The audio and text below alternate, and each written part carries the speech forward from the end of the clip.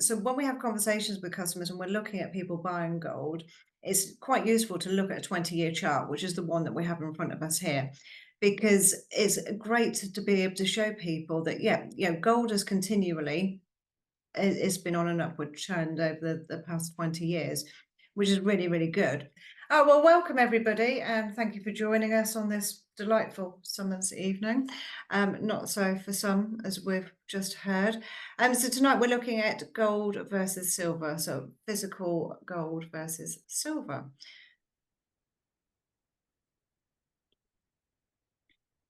So about Bleyer, for those that have not joined us before, just a little overview just to give you a bit of information on who we are, if you don't know already. So Bleyer was established in May 2009, and you can find us, if you haven't already, at bleyerbullion.co.uk, and the website is available online at 24/7.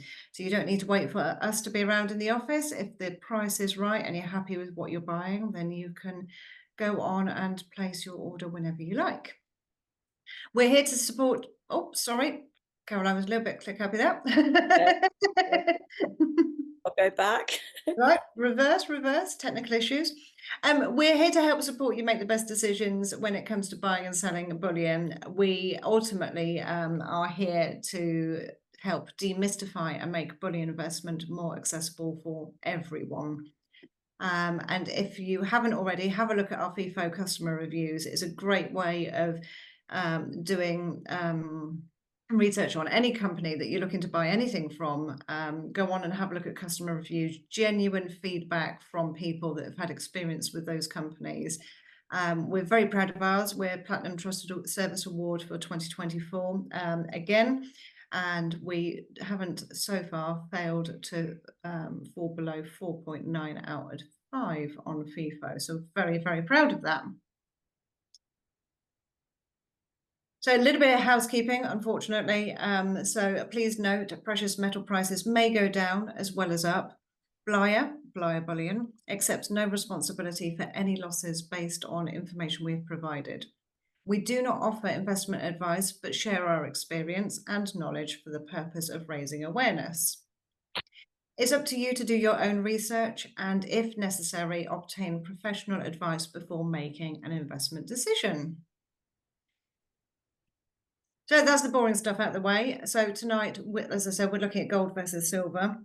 I'm going to take you on a journey as we go through. We're going to start with looking at gold, move on to silver, have a bit of an analysis and look at strategy, and we'll finish with questions and answers.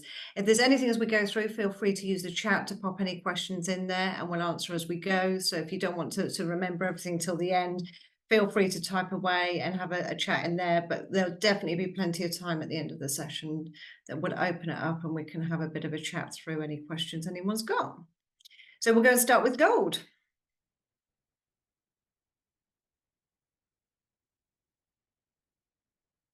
Oh, we need to go back a slide. That's it. So a brief history on physical gold. So the earliest use of gold dates back to 4000 BC, and it was originally used for the endowment and religious artifacts. It soon then became a medium of exchange, and it was in the form of ingots or dust.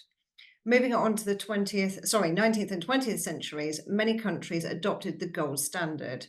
So it was a value of currency linked to a specific amount of gold. This standard provided stability. The gold standard was then abolished in the early 1930s, and it was replaced by the fiat system, giving governments more control over the money supply. The gold standard was abandoned due to its, that's an easy word for some to say, propensity for volatility, as well as the constraints it imposed on governments. By retaining a fixed exchange rate, governments were hamstrung in engaging expansionary policies to, for example, reduce unemployment during economic recessions.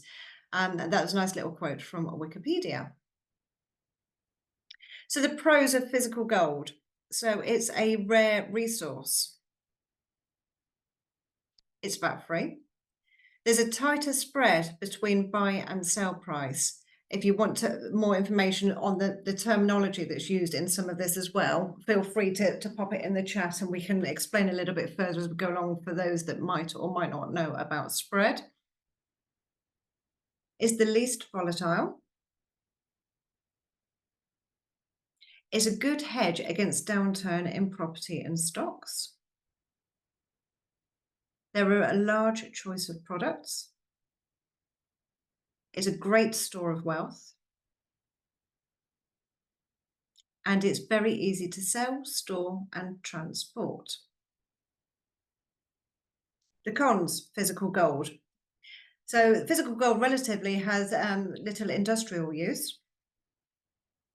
It doesn't perform so well when the economy is booming. It can plateau for long periods. And it doesn't produce an income, only capital gains. So we thought it'd be useful to pop a chart in over 20 years because we get asked lots and lots of times and, oh, I don't know if this is the right time for me and I wish I'd have done this 10, 15, 20 years ago and if only I'd made different decisions then. So when we have conversations with customers and we're looking at people buying gold, it's quite useful to look at a 20-year chart, which is the one that we have in front of us here, because it's great to be able to show people that, gold has continually, it's been on an upward trend over the past 20 years, which is really, really good. And I think it's also useful to go back to sort of the early start, sort of the 2006 end of the scale, because the people sat in 2006 that were buying gold where we're looking now going, wow, look at the price then. And it was a really good opportunity to buy then, and I should have. Things were different in 2006, and it's all relative. People had the same struggles that we're probably having now. Money wasn't probably as easily available.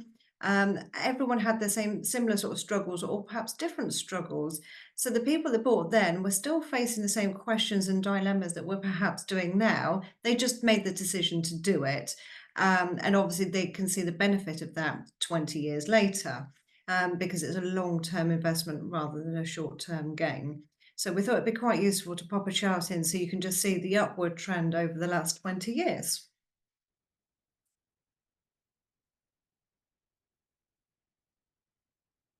And I'm going to hand over to my glamorous assistant now, Caroline, who's going to take you through silver. Hi, thank you, Melissa. That's the gold comes in lots of different formats, the coins and the bars, and if anyone wants to talk about that later on, we can cover that in the Q&A. Silver, brief history. Evidence suggests silver mining dates back to 3000 BC in Turkey. It was designed for ornaments and utensils. Silver coins were widely used across the vast Roman Empire, and a shift towards the gold standard meant silver was no longer the primary currency.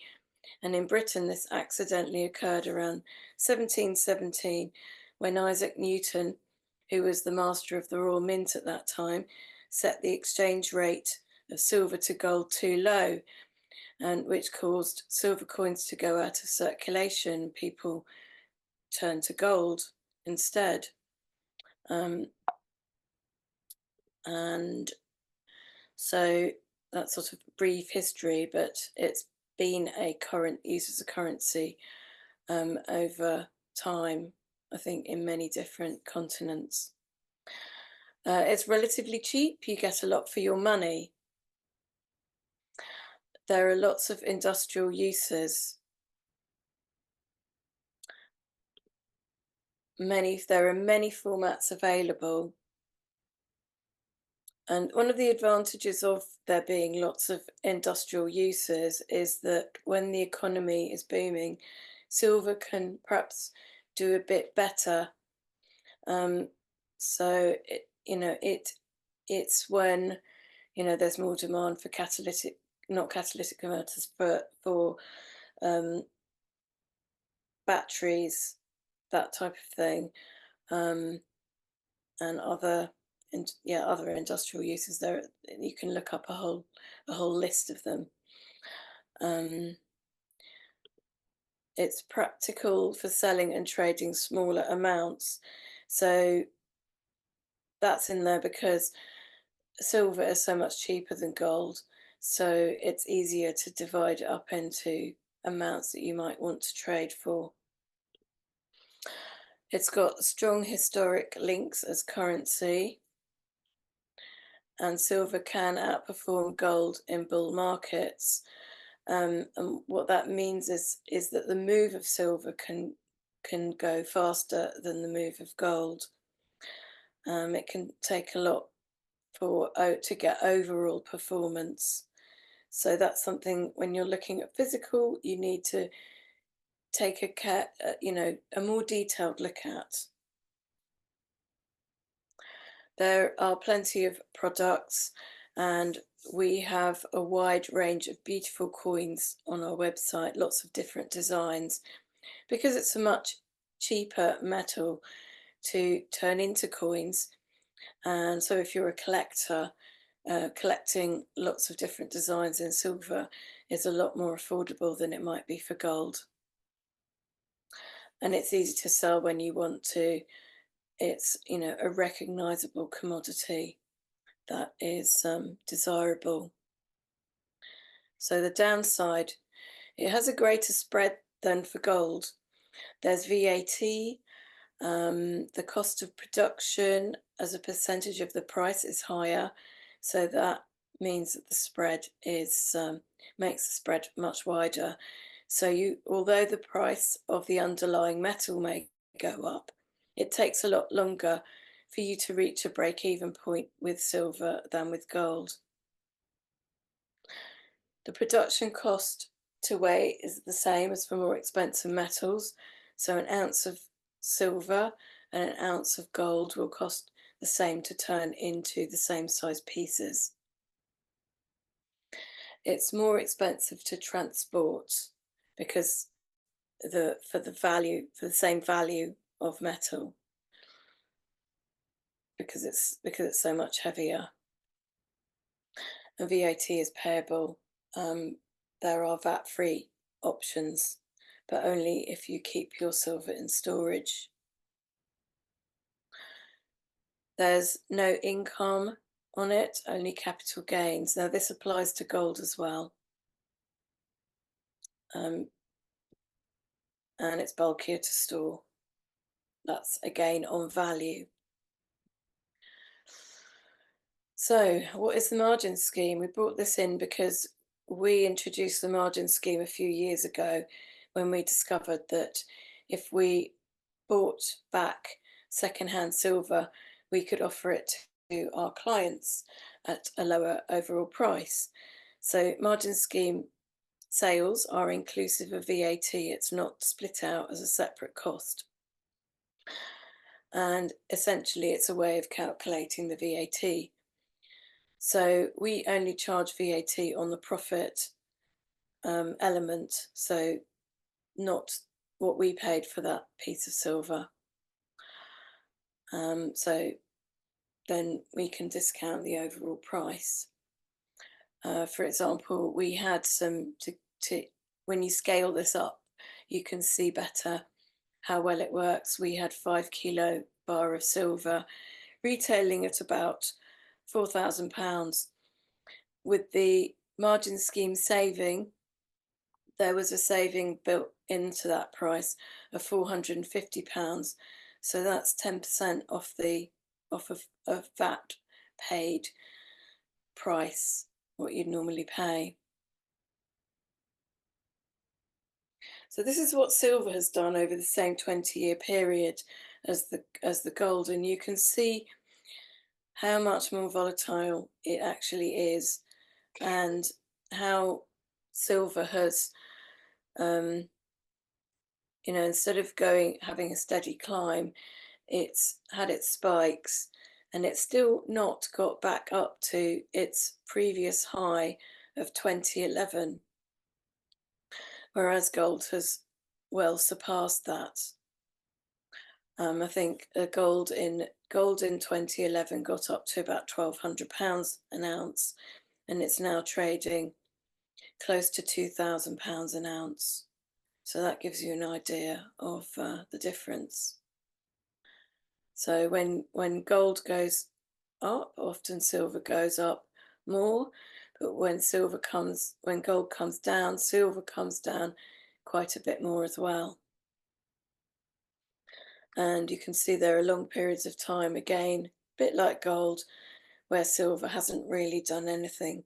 So you could have bought in 2021, 2020, end of 2020 to 2024, and you're still in about the same position. But both of these metals are not only investments, they're a store of wealth, which is worth bearing in mind because people don't always buy silver and gold to make money.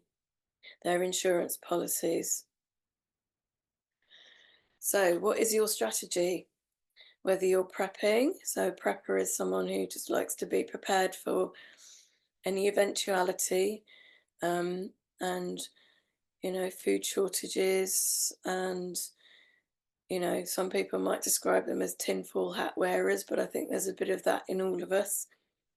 I've come from a history of my ancestors were refugees, and they like to have a bit of precious metals as their insurance policy. Collecting, so that I mentioned there are a wide variety of different designs available. Saving, it's a way of regularly saving. Um, for example, if you don't have enough money to buy a house, you can buy a little bit of silver or gold. Probably most likely gold would be a better bet on a regular basis, and eventually, you'll hopefully have enough money for a decent deposit. Um, so it can be an investment like that, and um, and a different way of saving for the future. A pension, I always think of as a concept, not a product. So it's saving for later on in life. Um, so at the end of the day, it comes down to why, um, and why you're interested in metals will help you to identify what is the best purchase for your strategy. And you can do that using different metals, choose the products that suit. If it's, capital gains tax is going to be something that you're sensitive to, then, there are products that help you there. You can diversify your overall investment portfolio. So you may have land, property, art, stocks and shares. So a little bit of gold, silver, maybe other metals gives you a well-rounded, diverse portfolio. Do your own research and seek some advice from professionals where you think you need it. On that, when you're talking to somebody, bear in mind where their focus is likely to be. And I don't think there's any harm in asking other people that perhaps those professionals, what types of investments they consider for themselves and why. And then that might tell you whether they're the right kind of person that you want to help guide you. So these are the main reasons why people get into buying gold and silver. For trade and exchange, smaller pieces of gold, um, silver coins, silver bars, perhaps, could be very good. Again, it's a matter of degrees and what levels. Collections, again, wide range of coins and bars available. And in investment, long-term store of wealth, an ounce of gold will pretty much buy you the same in terms of goods and services as it always has done. So it's a way of preserving what you've got, not necessarily increasing it. So when we see the price of things go up, it's not necessarily because they're more valuable. It's just a reflection of what our money's actually worth.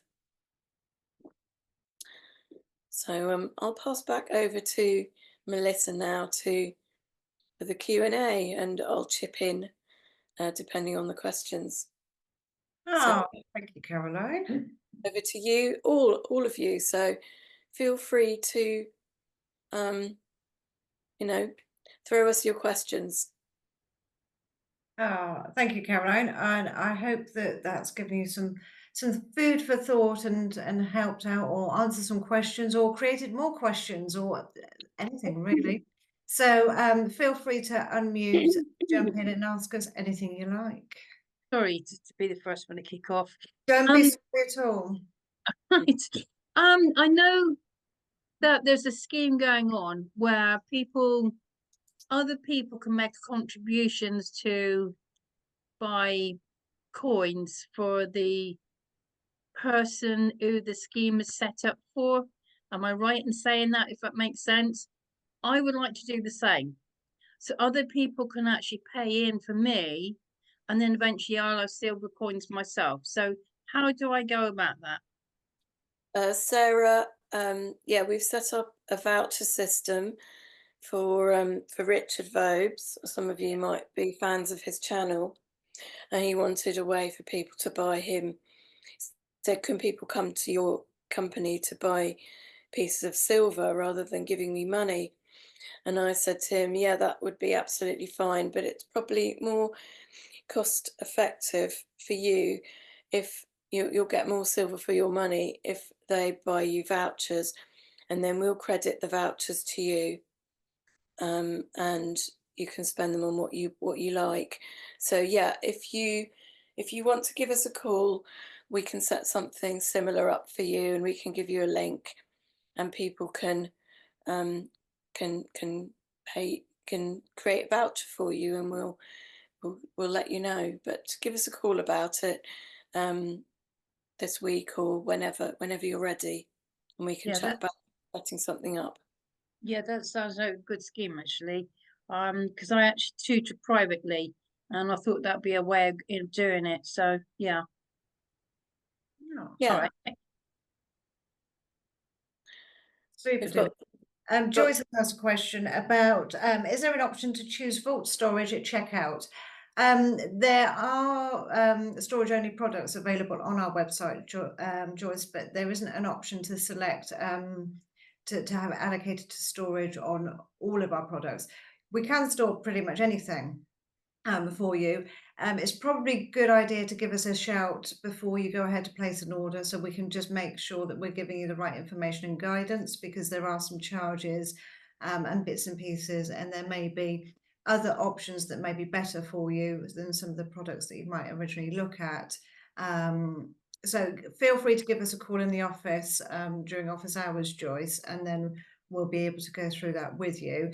If you're a seasoned storage or a vaulting customer, then you'll be quite aware that it's fairly easy that you can place an order with us, and even if it hasn't got a storage noted product, you can just put a note quite simply in the comments and just say, please send to storage for me. And it is really, really simple. But if you haven't got a storage account set up already, it'd be really useful to have a conversation just so that we can make sure that you're aware of everything and we can walk you through bits and pieces before you get started. So hopefully that answers that one, Joyce. Yeah, you can also put notes in your, if you're doing this in the middle of the night or something and you're thinking of storage, you can put a note on your order. You can also email the office and say that you'd like this to go to storage.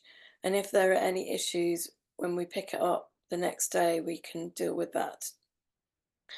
So, we try to be as flexible as we can. Super. Alan's got a question regarding sovereigns. What are your views regarding gold sovereigns, bullion versus proof? It depends what you're buying it for, but if you're buying it for investment, Alan, rather than looking to buy something that you're going to sell through a collectible market and go through a private market in the future, then the quantity of gold you've got is the quantity of gold you've got, regardless of the finish on it, to be quite honest. It comes down to your strategy again. Lots of people do like to have the proof finish, but where are you going to sell it? What's your end game for it? Are you going to be passing it on to children? Are you going to be selling it? Because if you're going to come back through to a dealer for for like a quick sale, because it's nice and easy, then you're going to get paid for the gold content of that piece, regardless of the finish. So it's just about knowing how and what reason you're buying the sovereign for. If it's for investment, then you'll be, if you can pick up a proof one that's the same price as bullion, then happy days. But it will come down to cost. So you'd be looking at your price of your gram of gold. I hope that helps. Yeah, if you do like the proof coins, you can buy some. There's some really good bargains on our site, pre-owned proof coins, because it's just been looked after by someone else for a few years and they paid the full premium on it. So there's no reason why you can't benefit from buying that as a second-hand piece. It doesn't detract from its value that you're not the first person to own it. Joyce is asking, should I hold on to an 1896 gold sovereign or sell it and use the proceeds for gold bullion? A sovereign is gold bullion, Joyce. So I would keep hold of it. There's nothing to gain by selling it now. You've got a very good investment piece.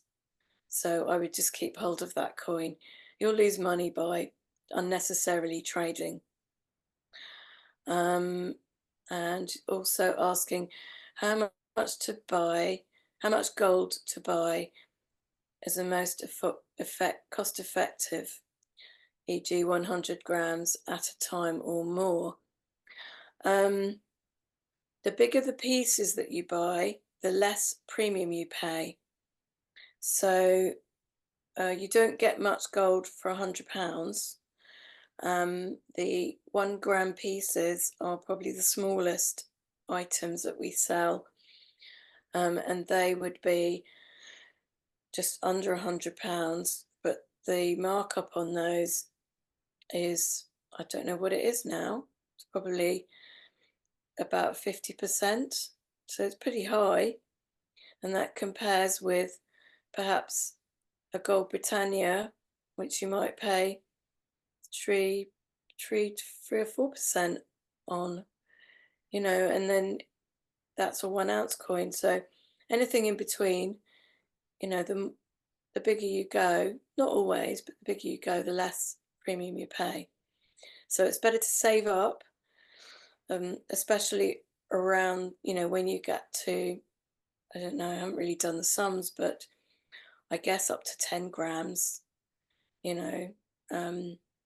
a sovereign is probably sovereign or 1/4 ounce of gold might be a good place to start so that's around the £500 mark.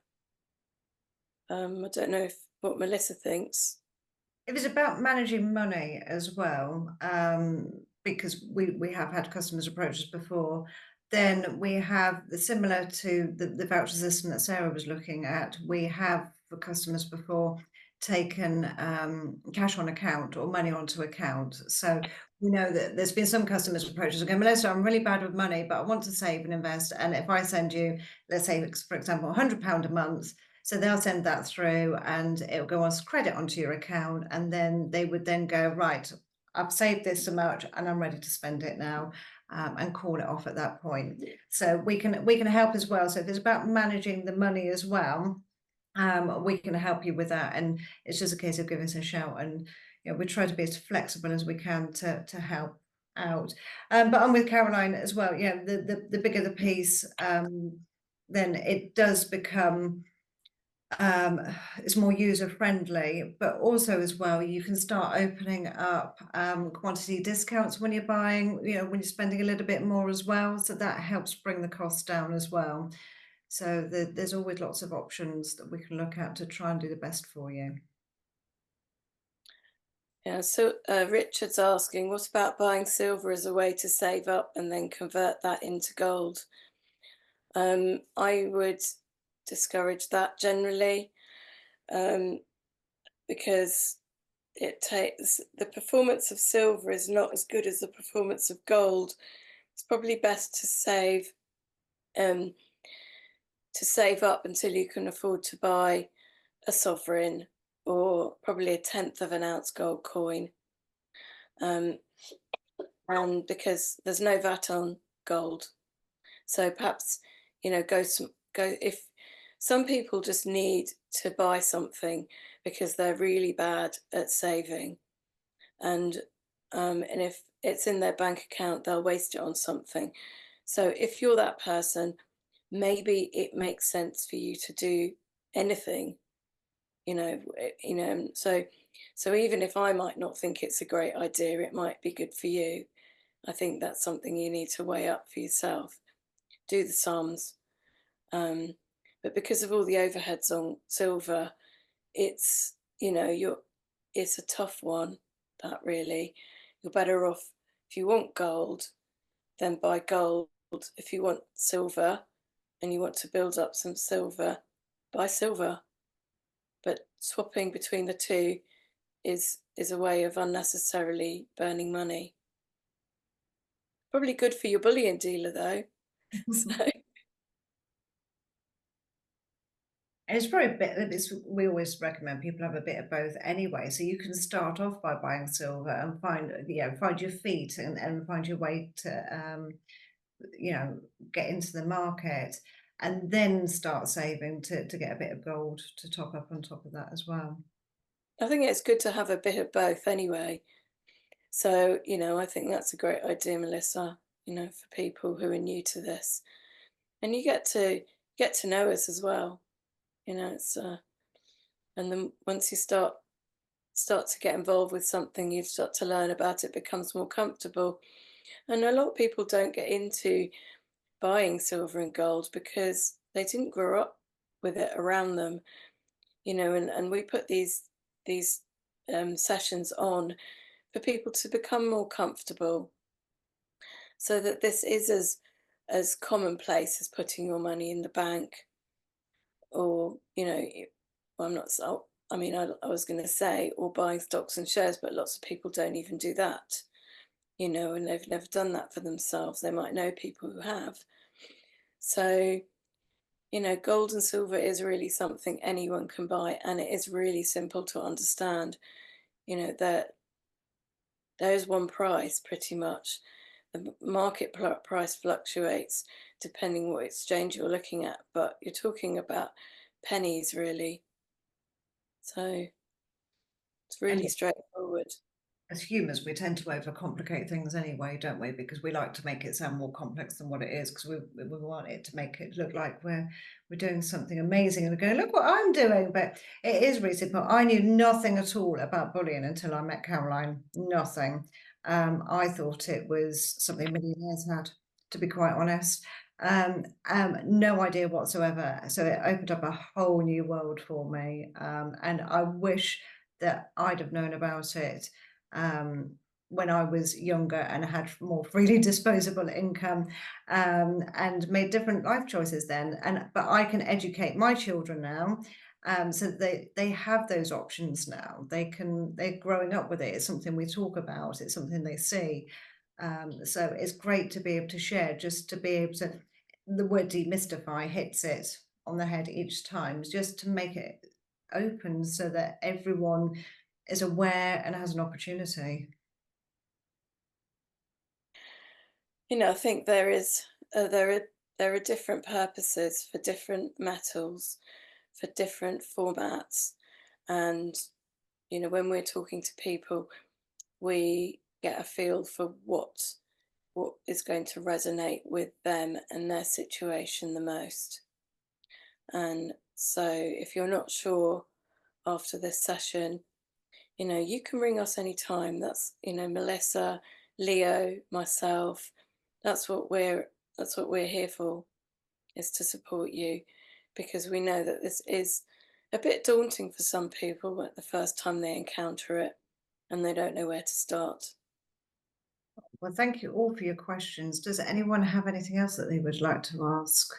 It's quite funny because I was at an event a couple of weeks ago, and I think people are a lot more self-conscious online. So we do understand that. You know, if a room full of people and you can't get out the place because everyone wants to chat. So, but hopefully you've got to know us a bit if this is your first time. Thanks for joining us tonight. And we'll talk to you another time. Thank you, Sarah. We'll look forward to hearing from you. And yeah, thank you everyone for joining. Thank you, Joyce. Lovely comments. Super. Yeah, give us a call, Joyce, whenever you're comfortable, whenever you've got some time, and we can sit and have a chat and we can go through some options. And it goes for anybody. Feel free, pick up the phone. We don't bite, honest. And we're more than happy to go through and have a chat and see what we can do to help anybody out. Thanks, everyone. Thank you. Thank you, Jimmy. Thanks, Melissa. Thank you, Caroline. Well, I hope you all have a lovely evening. Thank you, Richard. We can't forget Richard, who's been quietly doing the technical in the background. So thank you, Richard. And hope you all have an enjoyable rest of the evening.